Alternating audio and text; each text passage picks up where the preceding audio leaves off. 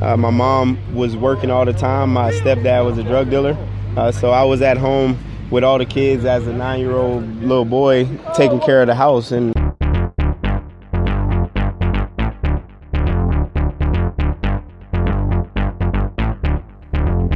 welcome to the Rider Outsiders podcast, where we talk CFL football and your Saskatchewan Roughriders. I'm Dylan Robson, alongside the self-proclaimed genius of Canadian football, Bryce Wiles. Bryce, nice to see you. I'm glad to be back on the RO podcast, and I missed you last week. I was by myself, but I got through it. Yes, you did. Now, week 14 is in the books. Roughriders and REDBLACKS had a heck of a game at Mosaic Stadium. We're going to get into that a little bit later. We also have an interview with Jovon Johnson. Well, more like a clips from a scrum with Jovon Johnson from a few weeks ago. Great story in there. You're going to want to hear it, though. Bryce, right now, I think it's time for something. What is it? You know what? I think it's time for some quick hits. Okay. How are we going to do this? Do you want to ask the questions? I'll answer first, or do you want me to ask the questions and you'll answer? Here, I'll ask you a question. I'll ask you a question right now. We saw Travis Lulay leave the game for BC. Jennings went back in to take his place, but he left with a shoulder injury. Now, how many shoulder injuries do you think a quarterback can have before he has to call it quits? Yeah, severe shoulder injuries, typically one. Yeah, it probably only takes one.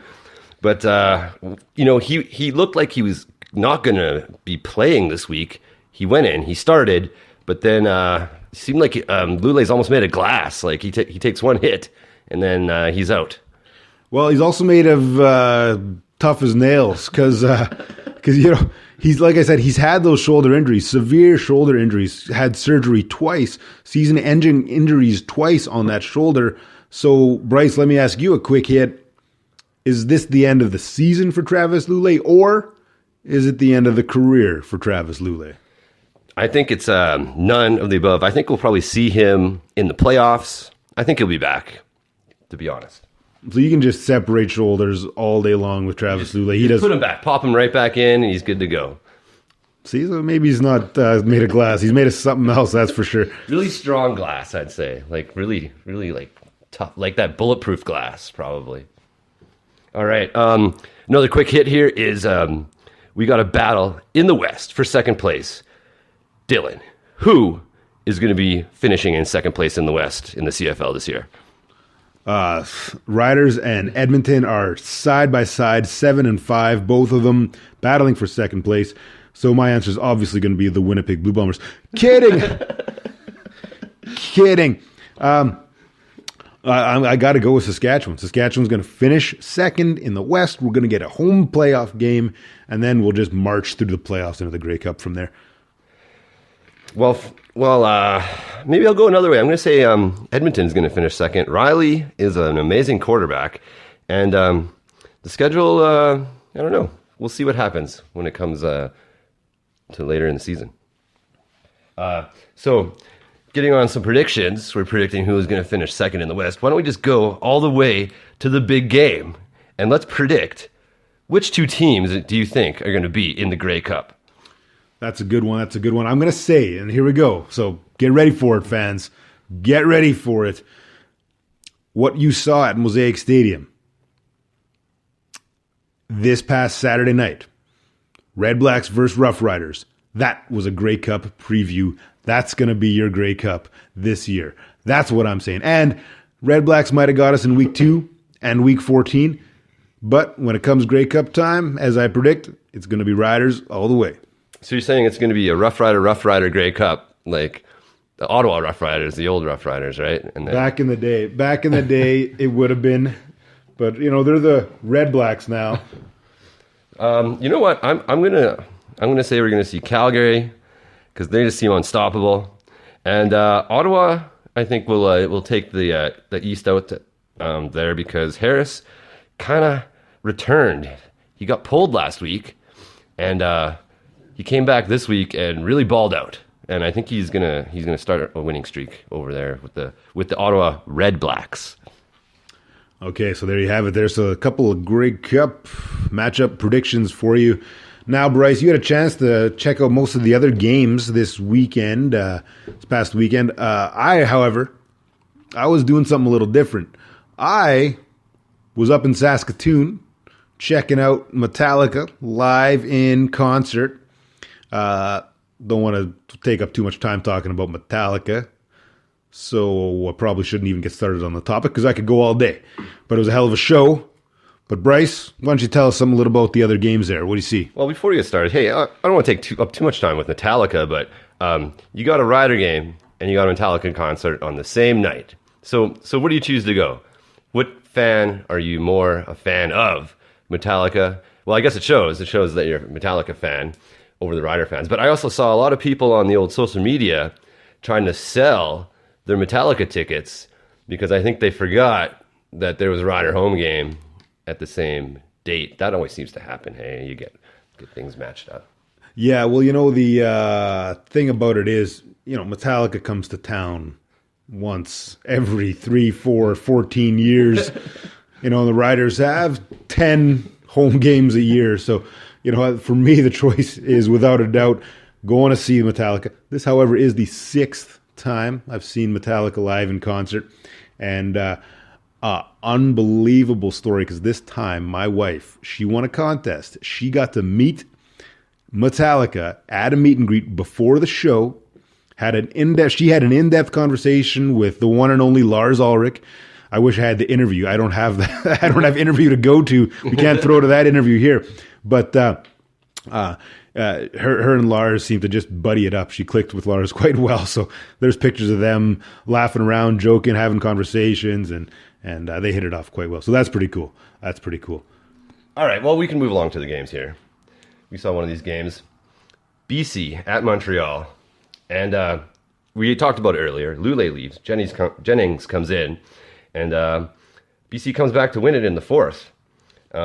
Despite Montreal having an opportunity to kind of get their offense and march it down the field, Antonio Pipkin, or if I take a page out of Glenn Suter's book, I'll call him Antonio Pick Him. Oh, no, you did not. So Tony Pickham, he throws 2 pick sixes in the 4th to kind of seal the deal in that game. BC wins that one 32-14. We also saw another game that was balling out, Calgary-Hamilton. And Calgary just looked on a roll. How many points did they score? Who knows? Well, 43. They've been scoring like 40 points almost every game. They're just steamrolling teams. We saw some flea flickers in there. We saw kick return touchdown, punt return touchdowns, fumbles for touchdowns. It was just a really exciting game to watch. But Bo Levi Mitchell, he's 11-0 against Hamilton. So you got to pick Calgary to beat Hamilton in that one.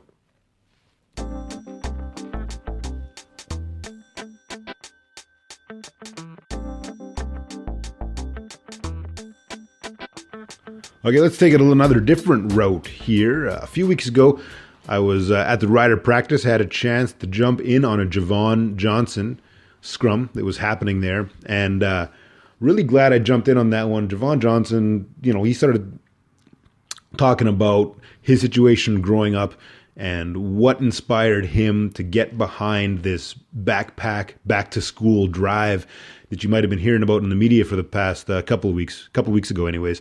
And just a really engaging story that he tells. So I just want to share some of that with you. So we'll go right to Jovon Johnson now. A lot of people don't know my story. Growing up in a low-income environment, my mom was working all the time. My stepdad was a drug dealer. So I was at home with all the kids as a 9-year-old little boy, taking care of the house and being a leader and setting the example for everybody that was there. So I had it extremely rough. I never really got to enjoy all of my childhood like I would have liked to. But that was just me having to be the voice of the house. So, I had it rough, and not having those things growing up inspired me to give people who are in similar situations that I was in to have the opportunity to have those things, so that they can go to school knowing that they can focus on learning and not so much worrying about not having the stuff they need. Are there people who helped you out when you were young like that? Yeah, I mean, I had a few different people, mainly drug dealers who see me as an athlete that would have the opportunity to make something of myself. They gave me things and did things for me as a young kid that I would have never imagined. Just because they were friends of my family members who were always around my house, so they knew that I was a great athlete. But they kept me focused on the things that I was able to focus on, and that was sports. No offense to the drug dealers that you dealt with, but you're a little bit of a maybe more positive role model in that regard. What makes you, or why is being a role model important to you? Just because I grew up in that environment, and I never wanted to see myself being in those roles that those people who played a part of my life roles were in. So I just wanted to be more positive, make sure that I'm doing all the right things and helping those who are in need, given the platform that I have and the success that I've had throughout my career is paramount that we give back as professional athletes and continue to set the standard for those who come behind us and keep showing the young guys the way of how to be great leaders in the community. If you had a personal message for the kids who grew up in difficult situations or low-income situations similar to yourself, what would that personal message be? Keep the drive alive. Never give up on yourself. Make education a priority. And stay off the streets. Make sure you surround yourself with all the right people who have the same mindset as you, doing all the right things. Set goals for yourself and try to accomplish those goals one at a time. Just don't try to reach out too far and try to do too much, and just let things come to you. And try to keep a positive mindset at all times, no matter what the circumstances are that you're facing at home.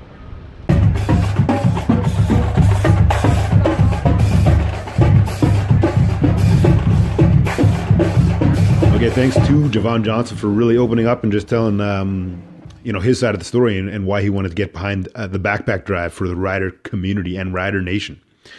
However, moving on, the Saskatchewan Roughriders hosted the Ottawa REDBLACKS this past Saturday night. Riders were on a 4-game win streak, about to hit the 5-game win streak, and for a moment, I thought they could have done it. However, the Ottawa REDBLACKS had something different in mind that night. Bryce, why don't you get us started on the Roughriders REDBLACKS analysis? Well, tough game, but in the first quarter, we saw number 8 out of the gate for 98. Wow, that was a Chris Cuthbert quote, wasn't it? You know what? I want to try it. We saw number 8 out of the gate for 98. It's so fun to say. It's so fun to say. It's so good. So, yeah. Let's say it one more time. We'll say it together. Okay. Number 8 out of the gate for 98. Ed Thingpen, he returns the first time a Saskatchewan player in a green jersey touches the ball, and he runs it back untouched for a touchdown to really start off that game with the tone like the Riders were wanting to win that game, and they did have that tone the whole game. We saw some big passes from Zack Collaros to Shaq Evans, or the Shaq Attack, as another nickname that might be coming back there. We saw some big passes from Zack, but only 10 for 27. That's a 30% completion percentage, 162 yards, 1 touchdown, and 2 interceptions. So there was a couple big passes within those 10 completions, but definitely signs of struggling from Zack Collaros. Yeah, the offense definitely struggled. There's definitely special teams and the defense that's really been keeping it in for the Riders all year long. We've been seeing that. But talking about those deep passes, we saw in the second, R.J. Harris make an amazing juggling catch thrown by Harris. How did he catch that ball? He's tipped it up. He came down with it. And then he also did a fireball celebration. So I wonder if that was another maybe slight to the Rough Rider receivers. I know we heard from Kyran Moore that it's kind of like a thing that the Rider receivers do, and it's not really a slight to another receiver in the league that I won't even mention. You can say his name. It's okay to say Duron Carter's name. So Kyran Moore last week or the week before did his fireball celebration. Now, who was the Ottawa guy? RJ Harris. RJ Harris with a fireball celebration, as if to say, "Take that, Saskatchewan!" And I think that it wasn't just Harris though. Powell also for the Ottawa Redblacks. You were mentioning just incredible vision on him for those running plays where he's making cutbacks across half the field just to get a few yards, and it worked.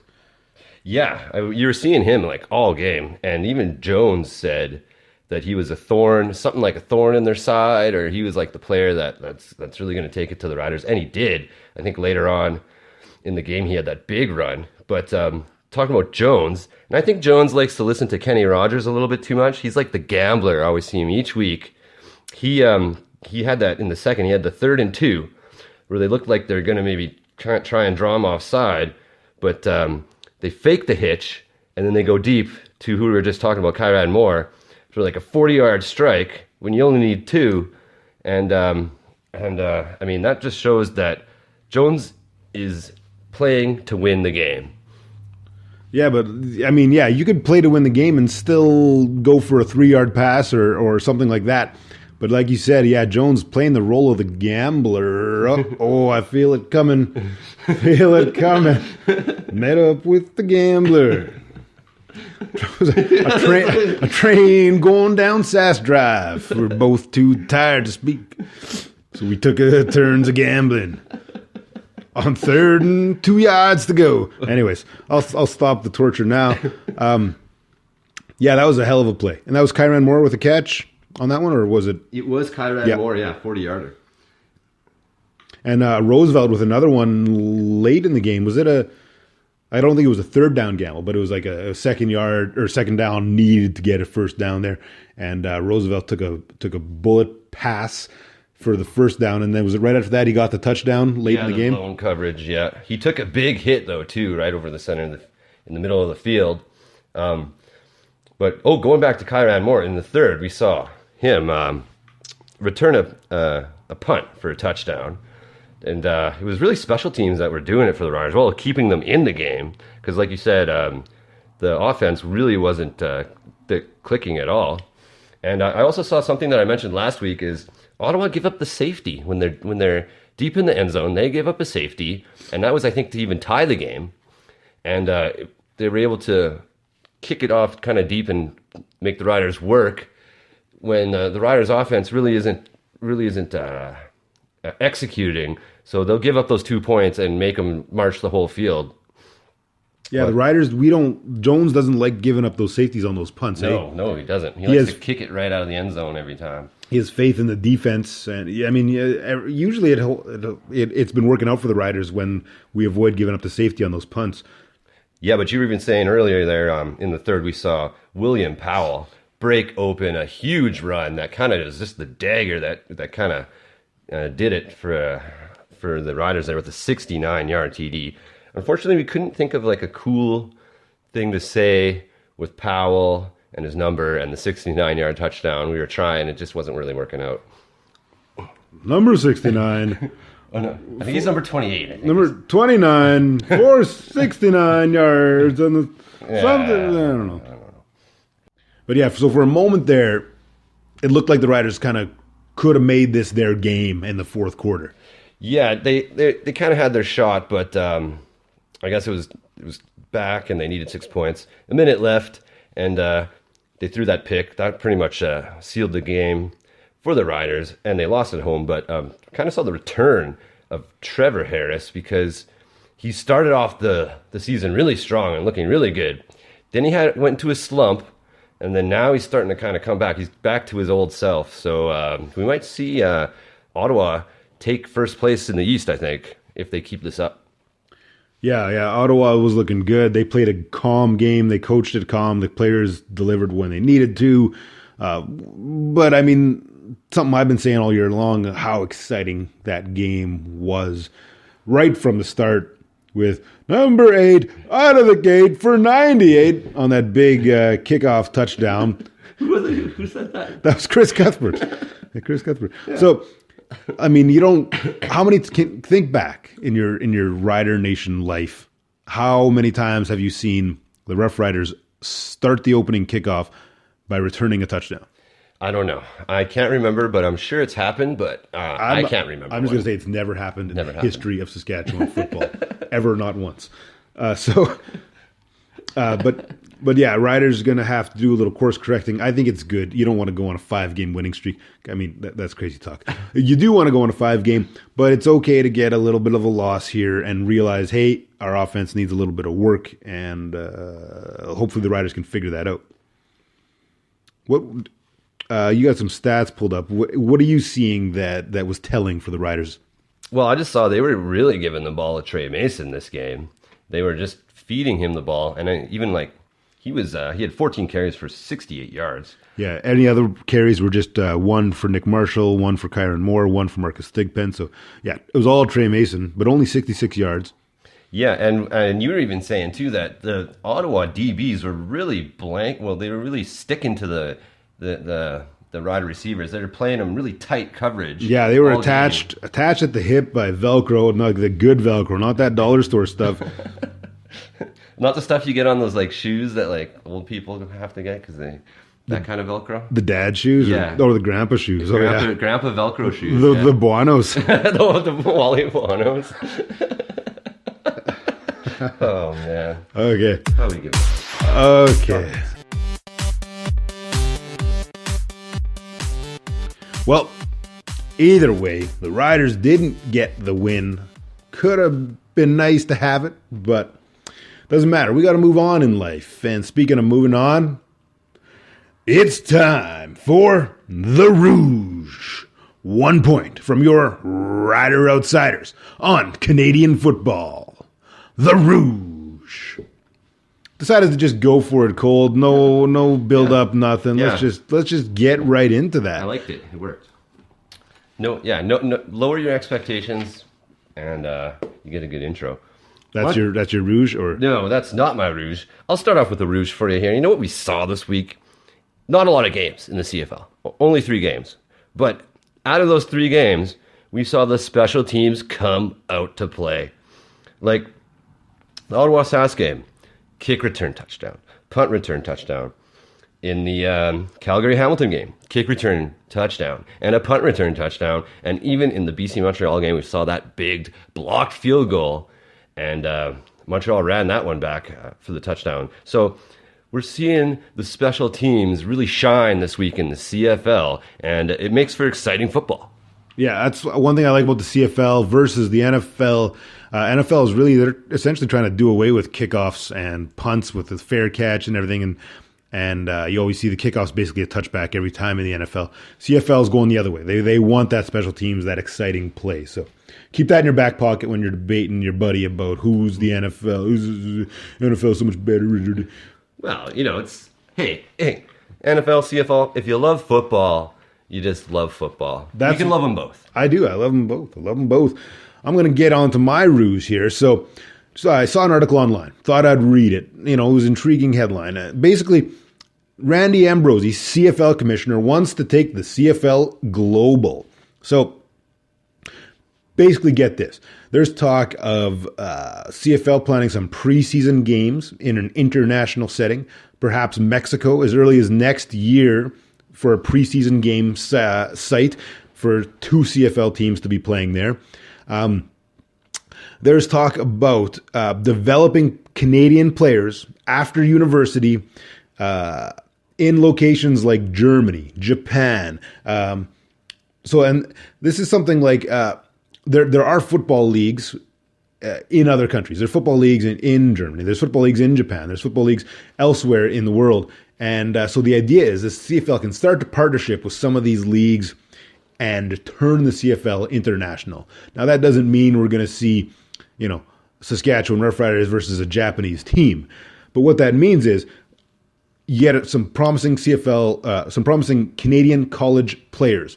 Where do you develop them after college, but before the CFL? You can't send them to the NFL to develop. That's not going to happen. There's nowhere to go. So maybe they can send them to some of these other leagues. They can get some playing time in and then come back to the CFL or to enter the CFL when they're ready. It's interesting. We saw that diversity is strength campaign that's been going on throughout the year. Jones has been wearing that shirt for the past 4 weeks. And I'm sure he's changed sometimes. Maybe he's ran it through the wash a couple times, hopefully. But this is similar. That was like Diversity of Strength 2.0 when he talked about going global. So that means that we could end up seeing players from Japan, Japanese players playing in CFL teams. So it does seem pretty interesting. Another good point about it, Ambrosi says, is that it could help build markets in places like Toronto, BC, and Montreal. These are big cities in Canada that are very diverse already, and bringing in some players from the residents there, from their own home countries, might create some more interest. I think the Toronto Raptors tried a similar process a few years ago where they started to go really international with their players. Anyways, I'm just going to end my rouge on a Randy Ambrosi quote. He said, "I don't know whether in the future that means a 20-league team." Sorry, I got to start that Randy Ambrosi quote over again. "I don't know whether that means in the future we see a 20-team league or whether we are part of an 80-team network around the world." So that's an interesting viewpoint from Randy Ambrosi. He's definitely got big plans for the CFL going international, and I don't think we're going to see a change in the CFL league. We're still trying to get that expansion team in Halifax, and that's where this league will stay relatively the same. Just the process of bringing in different players from around the world could make things just a little cooler. That's all. Okay, so the CFL could very well be the leaders of the free world. ... Football league. Free World Football League? Sure, let's go with that. Anyways, that week clapping you hear in the background means it's time for the meh of the week. I think it's the favorite segment from our listeners. I'm just making assumptions. I have no evidence to prove that. I've heard some comments that some of the listeners enjoy the meh of the week from the RO podcast hosts. So I have a meh of the week, and we have seen some exciting offense from the Riders at times, different spurts in different games. But my meh of the week really is the Saskatchewan Roughriders offense. Didn't get an offensive touchdown this past week in week 14 until 2 minutes and 43 seconds remaining in the fourth quarter. And we needed more. We needed more out of the offense to win that game. And if we're going to make it to the Grey Cup, if we're going to host a home playoff game, if we're going to do anything else in this season, we're going to start needing to jumpstart that offense. Michael Ball of local media here he tweeted he had a funny tweet. He said, "How can the Rough Riders be expected to win a football game if the defense isn't scoring any touchdowns?" So I mean, a little sarcasm there, because we saw with the Boundary Bowl, a crazy game with the defense scoring everything. In the past few weeks, defense looks great, but offense has to step it up. That's my meh of the week. Yeah, I agree with your meh. It was just a little bit too late for the offense to start scoring points with 3 minutes left in the game. You got to show up ready to play and ready to score. Even though they were striking, throwing it deep, but they just couldn't finish. They couldn't close that deal. Yeah, and there it is. The Rough Riders offense, this week's meh of the week. Well, wait, I gotta... You do have a meh. You have your own meh? I'll throw in a little meh here. I know I've said this before, but I'm just going to say, I hope that we can get a new nickname from Glenn Suter that's going to be possibly from the old basketball eras, because it seems like that's where he's drawing a lot of his nicknames from. So we have who do we got here? We got Air Jordan. So that's definitely that's Michael Jordan, of course, from Chicago Bulls, from the from way back in the Gotta 80s. love Air Jordan. Air Jordan. Jordan Williams-Lambert. Jordan Williams up. And we got Shaquille Evans with another. I might have heard Suter call him the Shaq Attack. I wouldn't put it past him to give him the old Shaquille O'Neal type of, hey, I'm Shaq. I'm gonna I can't shoot the 3 throws. You know, like. So we got Air Jordan. We got Shaq Attack. Are you proposing some other? Well, I mean, how much longer is it going to take for us to get maybe a Magic Johnson in there? Jovon Johnson. Magic Johnson, yeah. Or maybe even going back a couple years, we could have Wilt Chamberlain. Chamberlain? No, because everyone called him Chamberlain. But he was Chamberlain. Coach Corey Chamberlain. Corey the Stilt Chamberlain. Doesn't really work. Anyways, I'm just spitballing here. If maybe Suter could get out of the 80s basketball league and get some new nicknames in there. Zack Larry Bird Collaros. Bird was his real name, though. It wasn't a nickname, I think. Yeah, that's true. Okay. Let's move on. Week 15 predictions.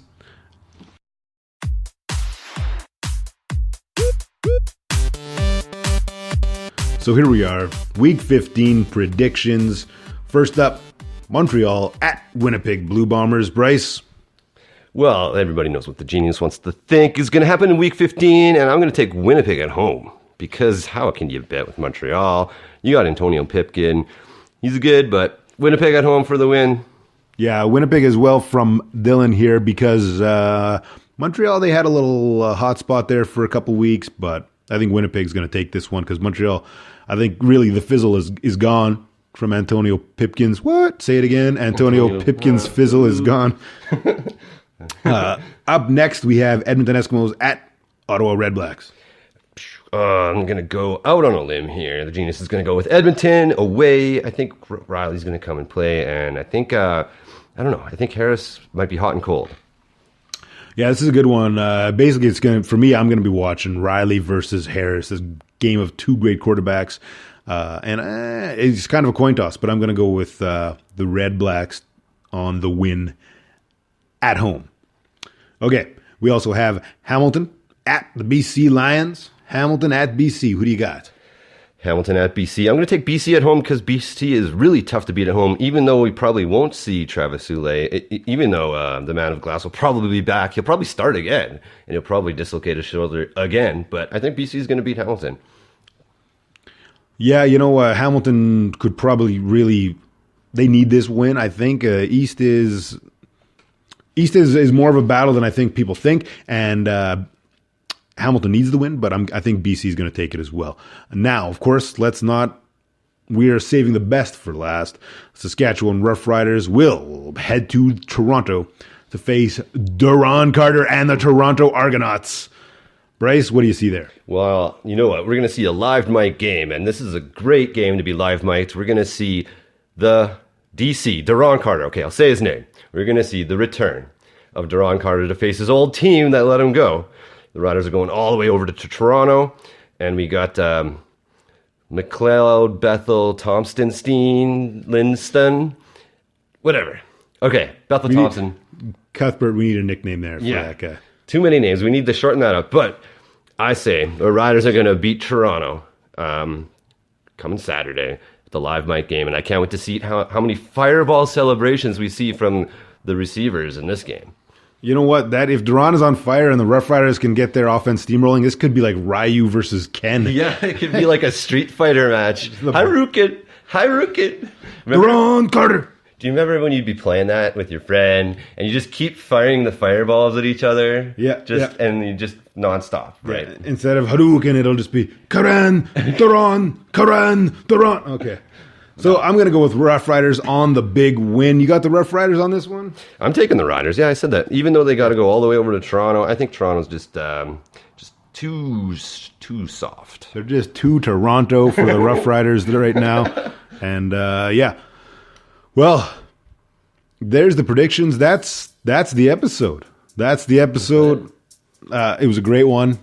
Well, it's glad to be back. It's glad to be doing the Rider Outsiders podcast again, where I'm not just shivering in a corner by myself trying to make a podcast like last week. I really enjoyed the company here. Yeah. Glad to be here back in the studio, if you can call it that. I noticed you got like 30, maybe 400 tomatoes by your front door. They're all green, so that's really Rider Nation style. Are those ripening? Will they be ripe for? Well, yeah, it was getting a little too cold for the tomato plants. So I brought them in. You just let them kind of get ripened inside, and hey, they're green now. But when they're red, I'll eat them. So hopefully, that's what the Riders are going to do when they play Calgary next. They'll just eat them up. That's nice. Sack lunch. Or we could fry these up and get some fried green tomatoes. But, anyways, I think that's all we need to say this week. Week 14's in the books. For Dylan, I'm Dylan. So for Bryce and absent Mitch, who will be back next week, I'm Dylan Robson, and this has been the Rider Outsiders.